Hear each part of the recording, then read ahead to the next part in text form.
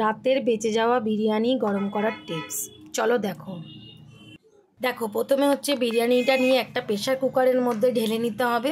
তারপরে দিতে হবে চা খাওয়ার কাপের হাফ কাপ জল দিয়ে প্রেসার কুকার আটকিয়ে গ্যাস জ্বালিয়ে একটা সিটি দিয়ে নিতে হবে। একটা সিটি দিয়ে নামিয়ে নেবে।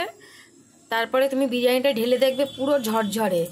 কড়াইতে করে বা হাঁড়িতে করে বা অন্যভাবে গরম করার কোনো দরকার নেই।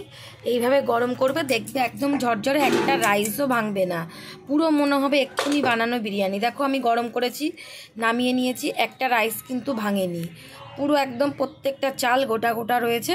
আমাদের বাড়িতে বিরিয়ানি বেশি হলে আমরা এরকমভাবেই গরম করে খাই। কোনো রকম হাঁড়ি কড়াইতে গরম করি না। ইন্ডাকশান থাকলে তো খুব ভালো, ওতে করেই গরম করা যায়। আমাদের ইন্ডাকশান নেই, তার জন্য আমি এই পদ্ধতিতে গরম করি।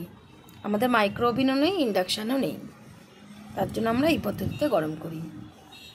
মাইক্রো ওভেন থাকলে বাক্স শুদ্ধ ঢুকিয়ে তুমি গরম করে নিতে পারো, খুব সহজেই গরম হয়ে যাবে, একটাও রাইস ভাঙবে না। কিন্তু এই পদ্ধতিতে করতে পারো প্রেশার কুকারে, খুব ভালো হয়, একটাও রাইস ভাঙে না। ভিডিওটা ভালো লাগলে একটা লাইক করে দেবে।